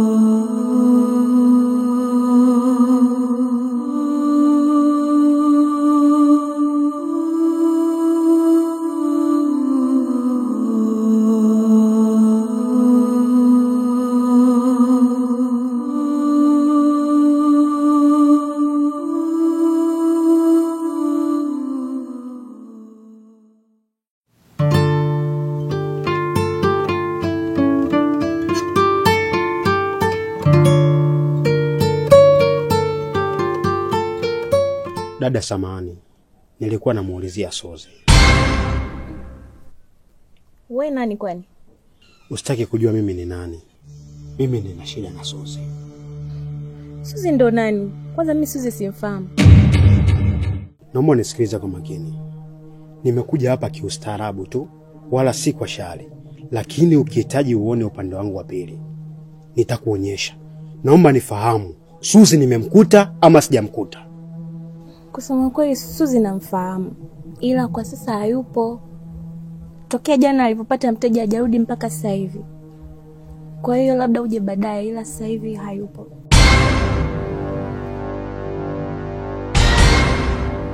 Basi sawa. Mimi sitaondoka mpaka atakaporudi. Basi sawa, ila ndo hivyo. Dangulo, jamani dangulo la mta. Dangulo na wala na stara, wanazaula kama jalala. Dangulo la mta. Dangulo la mta. Dangulo la mta. Unajua kiukweli nitakuwa mchoyo wa fadhila kama sitokushukuru kwa hatua uliofikia ya kukubali kwa na mimi.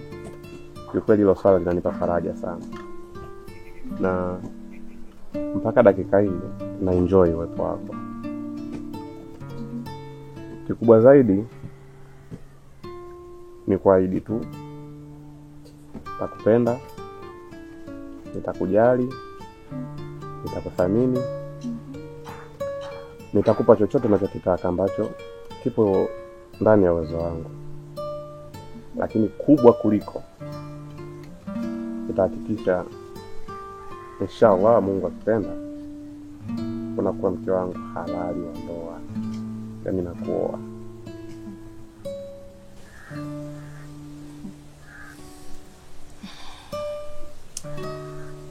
Ni sawa tu, yani ni sawa utanioa, lakini si unajua tumekubaliana nini? Nakumbuka tulivyokubaliana. Kwa natakiwa kwanza ujitahidi kufanya yani jitihada zako ile mimi niongeze mapenzi kwako. Si unajua mimi nafanya hivi vitu kwa sababu ya kazi. Yani kwa sababu ya pesa. So unatakiwa uongeze juhudi ili mimi nifanye jitihada za kukubali kitu ambacho nakihitaji. Kuhusiana na hilo swala nikutoe wasiwasi tu. Nitajitahidi na hautopata shida. Nitatekeleza ninachokitaka. As long as wewe ni kama malkia kwangu mimi sasa hivi. Basi sawa.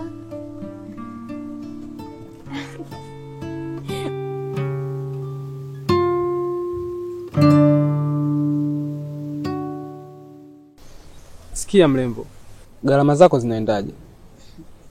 Na kondomu 10,000 bila kondomu 20,000. Una gharama rahisi sana. Lakini kwa pesa nilokuwa nayo mfukoni, itabidi tu niende na kondomu. Kwani una shilingi ngapi? Ndio kama nilivyokuambia mimi na 10,000 tu. Kwa hiyo nitaenda hivyo na kondomu. Japo hayakuwa malengo yangu. Ile itabidi tu iwe hivyo. Naomba nikuulize swali. Wewe unaweza kula chungwa na maganda yake? Kiukweli siwezi. Lakini sasa kwa pesa nilokuwa nayo itabidi tu nile hata kama machungu. Acha ushamba. Changamkia fursa ndio hiyo. Ongezea hela hapo. Twende kavu. Hapana, mimi sina pesa nyingine tena. Alafu ukizingatia, unajua Marekani sasa wamejitoa na WHO. Kwa hiyo itabidi tu tutumie kondom. Sikiliza, basi ongezea 5,000. Kiukweli 5,000 sina. Ila hapa na 3,000 tu. Sikia, ongezea buku basi. Basi haina namna. Itabidi tu nifanye hivyo kwa sababu nahitaji. Hayo ndo mambo. Twende tukakiwashe.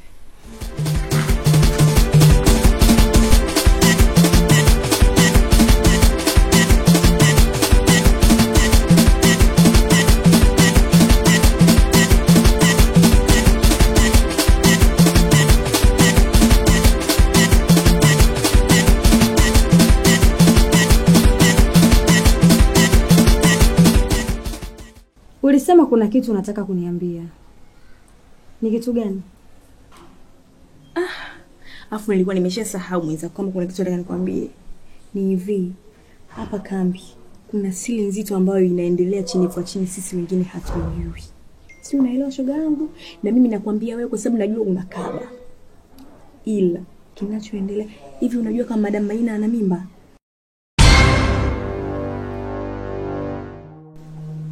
Madam Maina ana mimba. Si unaelewa? Na kama unavyojua hapa kambini kwetu mtu hutaki kubeba mimba wala kuwa na magonjwa ya zinaa, lakini yeye ana mimba. Na kutukataza kote kule. Kama akapata mimba na magonjwa ya zinaa nayo, si ndio? Inawezekana. Wewe umejuaje? Nimemshuhudia kwa macho yangu mawili. Anatoka ndani mkuku anaenda kutapika nje. Na akanipigia simu nisimwambie mtu yoyote. Nakwambia wewe kwa sababu najua wewe kidogo unakaba. Mama.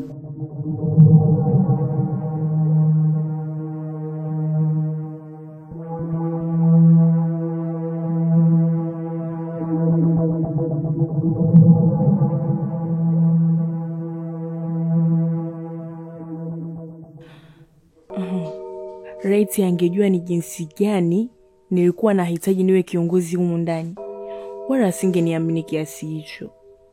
Alichofanya ni kumpa silaha adui yake amfichie.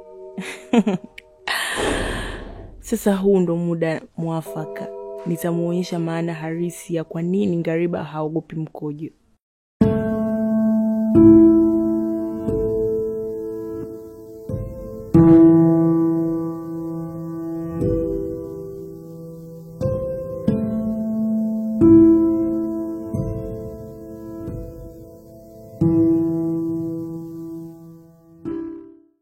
Hebu nyoosha maelezo yako. Unataka kuniambia nini?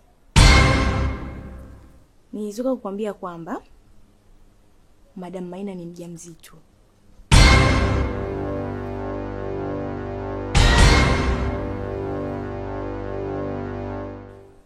Wewe unawachika nacho unachoniambia? Ndio, kwa sababu nilimshuhudia mimi mwenyewe akitoka ndani anatapika. Na akaniambia kabisa nisimwambie mtu yoyote kuwa yeye ni mjamzito. Sawa basi. Mimi nashukuru sana kwa taarifa yako. Nitajua nini cha kufanya. Sawa, lakini naomba usinitaje. Yaani kwa ule usinitaje kabisa, nimekufikishia kama bosi wangu, usinitaje. Nimekuelewa.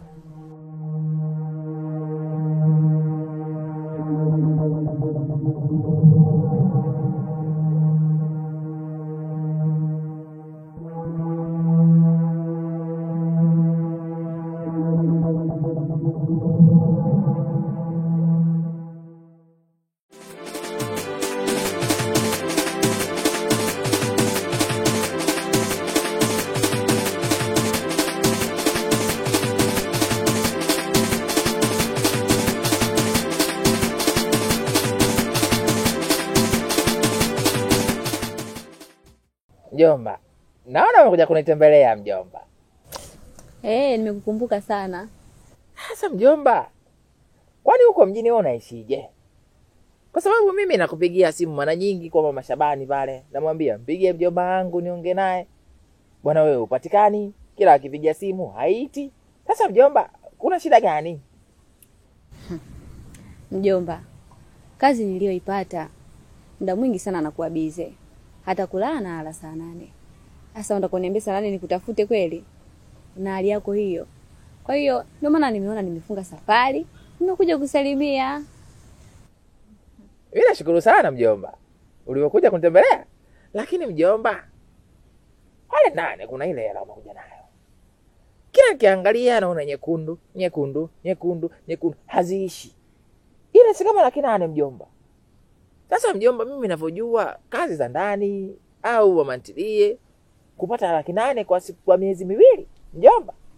Na biashara sio ya kwako. Mjomba. Amna mjomba. Bosi wangu analipa vizuri.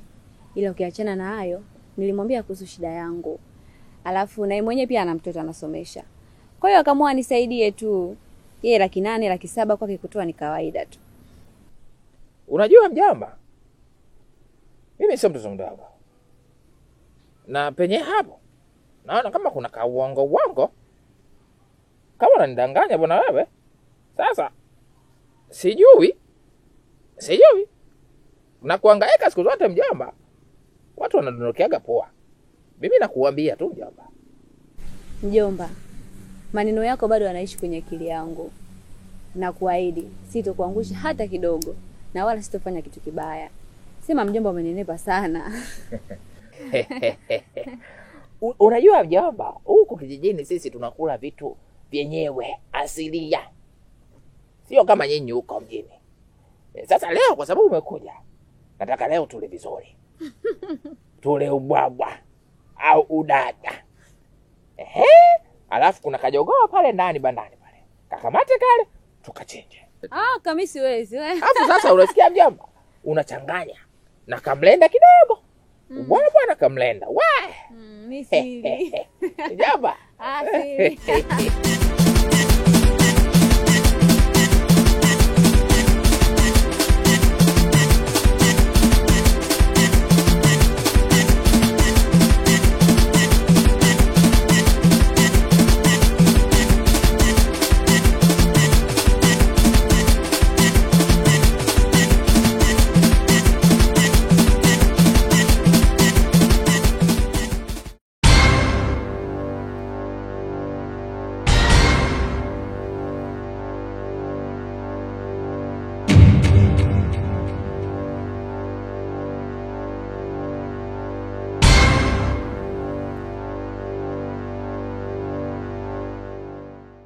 Nilikwambia mimi hauwezi kunikimbia. Mimi ndo Abi Batazari. Waga sikimbiliki. Siku zile kuna sehemu nilikuwa na wahi.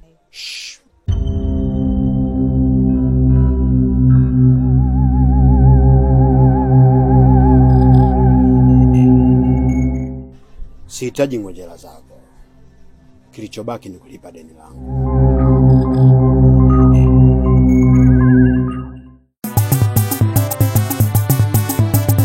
Kitaka misasambuo wao wanafagio, akanyuki ule asali kwenye dangulo. Ukitaka misasambuo Kuna taarifa nimezisikia. Alafu sitaki kabisa kuamini kama ni kweli. Taarifa gani hizo bosi?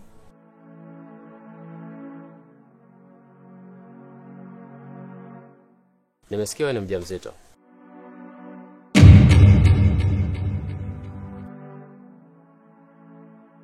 Mimi? Hapana. Ni nani amekupa hizo taarifa? Mimi nadhani kumjua alinipa taarifa sio muhimu sana kwa sasa. Ila kwa sasa natakiwa tuzisikilize hizo taarifa alizonipa. Kwa naomba uniambie ukweli. Wewe ni mjamzito au sio mjamzito? Hakuna kitu kama hicho. Mimi sio mjamzito.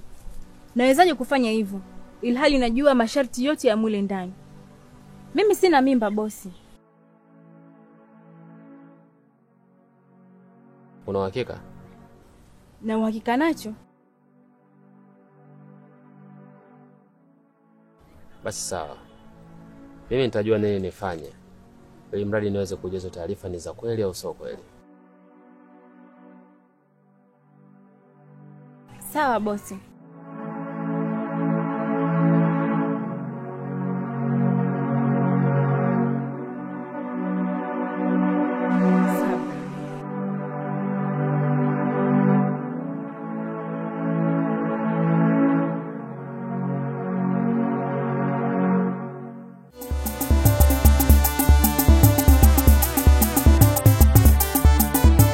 Usiulize unataka nini kwenye angulo, sema unataka nini kwenye angulo. Mungu wangu mimi. Sasa sijui itakuwaje majibu yakitoka kama nina mimba Mungu wangu. Nitamwambia nini bosi mimi? Hii ni aibu. Mungu wangu nisaidie.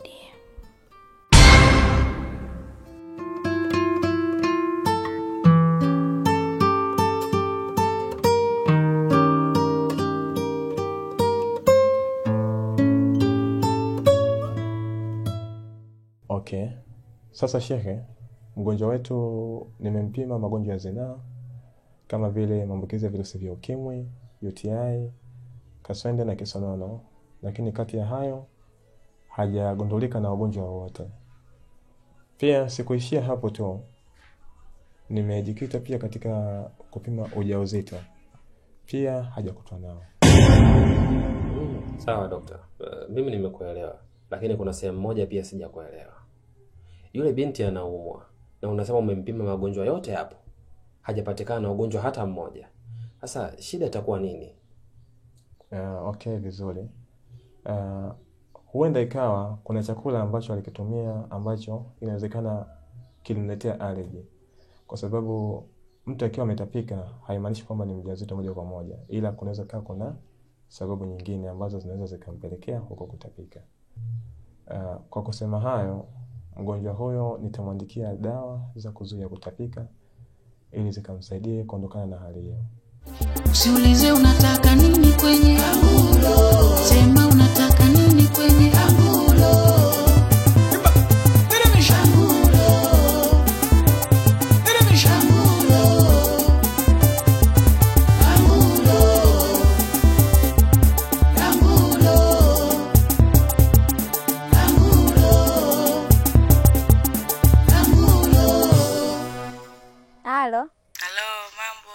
Poa mzima? Mimi niko poa, sijui wewe. Mimi mzima shuga yangu, sijui wewe. Mimi niko poa, vipi usharudi mjini? Nipo mjini. Amekuja kufanya nini? Si unajua tena natafuta hela ada. Kwa hiyo unafanya kazi gani saizi? Nafanya kazi ndogo ndogo, nauza maandazi, vitumbua, bagia. Kweli umezamilia, hongera. Vipi, hela bado ushapata au bado? Nimepata ila kidogo. Kwa hiyo ndo naongezea. Ikitimia nitarudi niende shule. Hamna. Ila tumekumisi. Haya, nimewamisi pia. Haya sawa, salimia nyumbani. Haya, wasalimia na kina Emi huko. Sawa, usijali. Haya, poa. Haya, bye.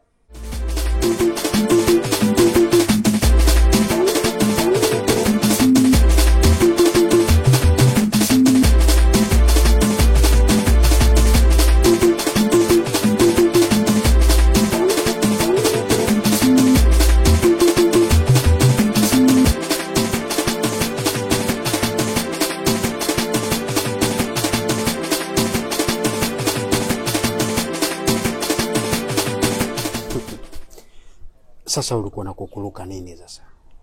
Tunakimbizana tu. Kama kukujike na dume. Ona sasa. Mambo yamekuwa mepesi. Tumeshamalizana. Mimi na wewe hatudaiani. Tatizo ulikuwa unaniogopesha na mkongo. Hivi kweli ulikuwa unaagiza mkongo? Potezea tu. Si unajua tena mimi. Nilikuwa najaribu kukutoa mchezoni. Sema nimependa show kwa sababu yaliyomo yamo. Marhaba. Asante mtoto. Akoso naingia, chibua na toka. Abia nafuta jasho na shushia na soda. Usiulize unataka nini kwenye Amuro. Chibu, muda umefika sasa. Inatakiwa mtu kafara ule binti mjamzito. Ili ubakishe mtu mmoja tu kutimiza ahadi ya chama. Chibu, ama mazuri yanakuja. Hivyo utafurahi tu.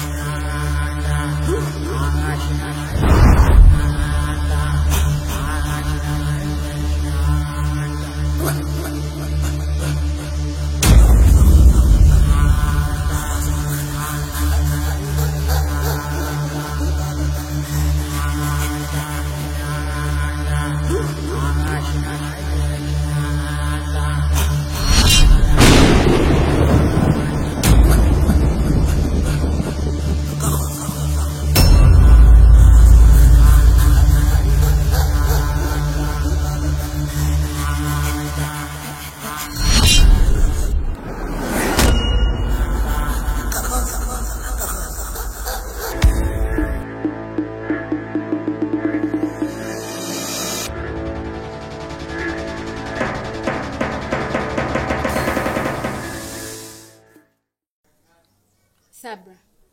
Kilichokufanya kwenda kumwambia bosi simu nitakwambia ni kitu gani? Dada, mbona mimi sijamwambia chochote? Sijamwambia chochote mimi. Lakini nilikupigia wewe simu. Na nikakwambia kabisa hii siri ibaki ya mimi na wewe tu. Sijui umepatwa na nini Mungu wangu. Una kitu gani lakini wewe? Lakini dada, kumbuka hapa tunaishi watu wengi. Yamkini amesikia maneno kwa watu wengine, sio mimi. Mimi sijamwambia chochote. Sijamwambia mimi dada. Mcheki muone na uso wake ulivyomshuka. Sijamwambia mimi. Yaani mimi sijamwambia mtu yoyote. Sijamwambia mimi, simwambia mtu yoyote na unyamaze. Na hiyo tabia yako mimi sijaipenda hata kidogo, nishakwambia mshenzi wewe. Dada lakini nipishe huko. Kitaka misasambuo wao wanafagio. Anganyuki ule asali kwenye dangulo.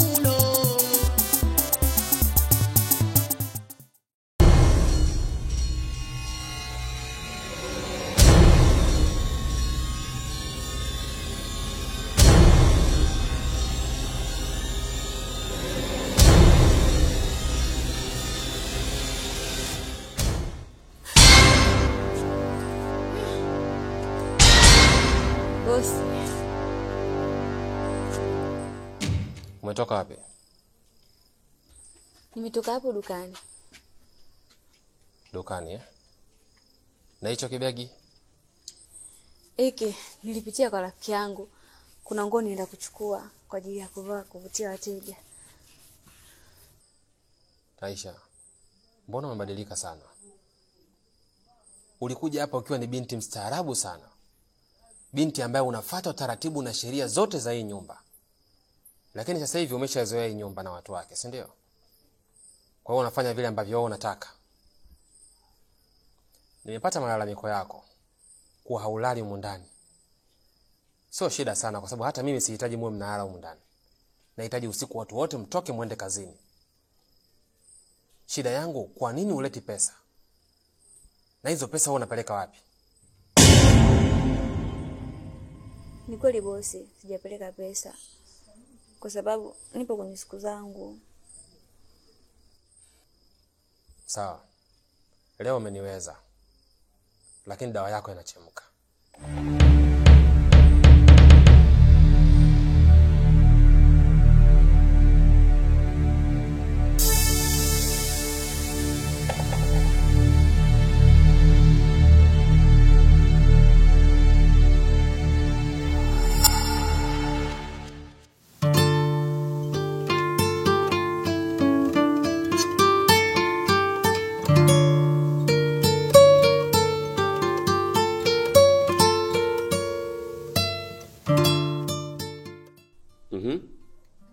Malkia wangu, unajisikiaje kwa hapa? Najisikia faraja sana kuwepo katika eneo kama hili. Sijategemea kama utanifikisha maeneo kama haya Yuzo. Yaani ni maeneo yaliyotulia, alafu mimi pia napenda sana eneo tulivu kama hili. So najisikia amani, yaani nahisi akili yangu imetulia hapa. Alafu uliniambia kama hauko sawa. Kuna kitu kimekutibua. Je, unaweza kuniambia ni kitu gani hicho?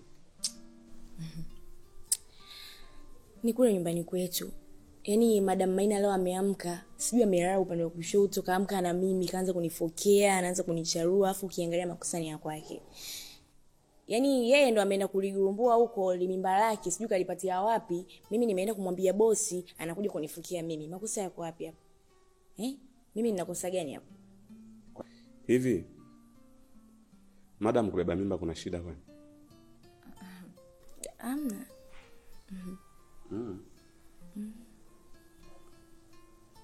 Mbona kama kuna kitu unanificha? Wala hata hamna shida.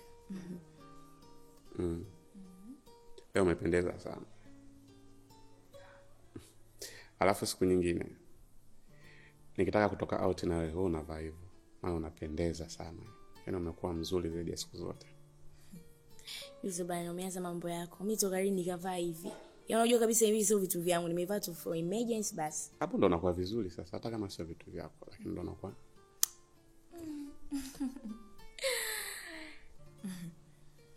Yeye unanisifia sana, unanipamba sana mpaka najisikia aibu.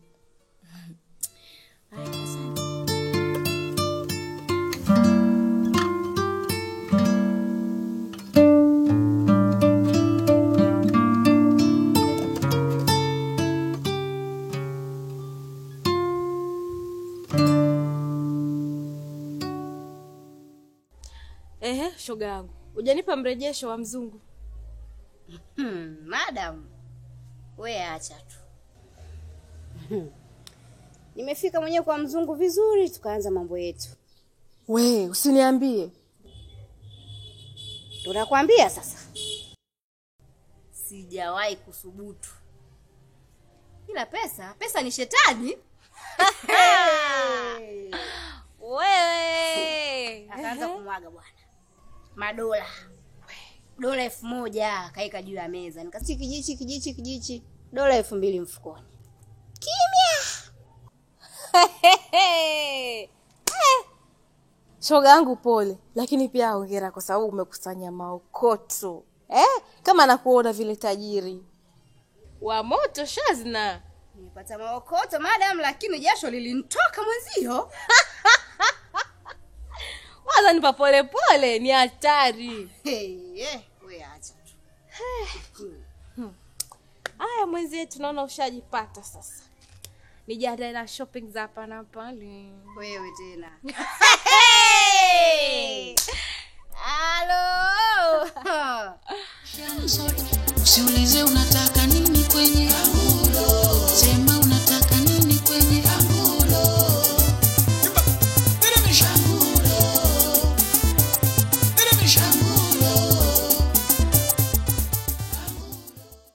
Asante Bwana Yesu kwa kuweza kuniamsha salama katika siku yangu hii ya leo. Asante kwa kunilinda kutoka usiku mzima mpaka leo nimeamka. Bwana Yesu, nakabidhisha maisha yangu mbele yako. Nakabidhisha mtoto wangu mbele yako. Nakemea roho za mapepo, nakemea roho za mashetani, nakemea roho za majini, nakemea roho chafu zote zinazoandama maisha yangu Bwana Yesu. Mtu mbaya hata nipata, mtu mwenye nia mbaya hata nipata Bwana Yesu. Nasimama kwako leo nikihitaji msaada wako, nikihitaji rehema zako. Naomba unisamehe makosa yangu yote niliyoyatenda, niwe nimejua au kwa makusudi au kwa kutokujua. Naomba unisamehe makosa yote Bwana Yesu. Naamini katika wewe Bwana Yesu. Mungu, nakabidhisha biashara zangu mikononi mwako. Naomba ukafungue milango ya mafanikio yangu, ukafungue milango ya uchumi wangu Bwana Yesu. Kila palipofungwa Bwana Yesu ukafungue. Wagonjwa wote wa hospitalini Bwana Yesu ukawaponye. Wafungwa wote waliopo katika magereza Bwana Yesu ukawashike mkono. Watoto mayatima ukawashike mkono. Wale wote wanaopitia maisha magumu Bwana Yesu ukawashike mkono, ukawaongoze Bwana Yesu, ukasimame pamoja na wao wanapitia maisha magumu. Wewe ndio Mwokozi, wewe ndio kimbilio, na wewe ndio tegemezi Bwana Yesu. Kama ulivyosema katika Mathayo 7:14, njooni kwangu enyi wote wenye mizigo, nami nitawatoa mizigo yenu. Bwana, nakabidhisha maisha yangu mbele yako, nakabidhisha mtoto wangu mbele yako. Ukatulinde katika siku yangu ya leo, ukaniepushe na watu wabaya, ukaniepushe na watu wachawi, ukaniepushe na watu wenye nia mbaya na chafu Bwana Yesu katika maisha yangu na mtoto wangu. Najitakasa kwa jina lako ya damu ya Yesu. Naomba na kushukuru. Amen. Asante Bwana Yesu. Ni wewe Bwana, ni wewe, ni wewe.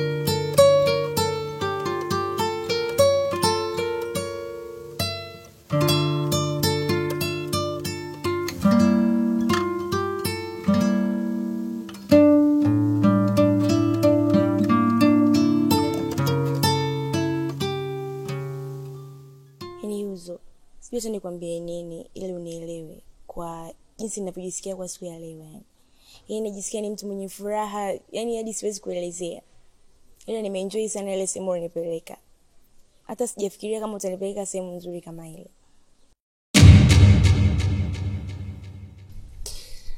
Najua nini kipenzi? Kila kitu ninachokifanya ni kwa ajili ya kuhakikisha kuwa nakupa furaha, unaenjoy. Labda nikukumbusha kitu kimoja. Hata kwenye vitabu vya dini wanasema kuwa mwanaume ndio atamfanya mke wake awe na furaha. Kwa hiyo mimi ni wajibu wangu kuhakikisha unakuwa na furaha. Yani sijafikiria kama utakuja kunijali kiasi hiki kwa kweli. Of course ni yes. And nitahakikisha siku zote unakuwa happy. Na hili ni dogo tu, kwa sababu ni jukumu langu. Ili mradi tu nitimize yale matakwa ambayo uliyataka. Haya bana, acha niende. Maana tukiendelea kuongea hapa sasa tamani kuondoka sasa hivi. Ndio tutamani tu nibaki na wewe. Sawa, nenda huko. Usije kaanza kuniwaza huko ndani. Hata nyuki ule asali kwenye dangulo.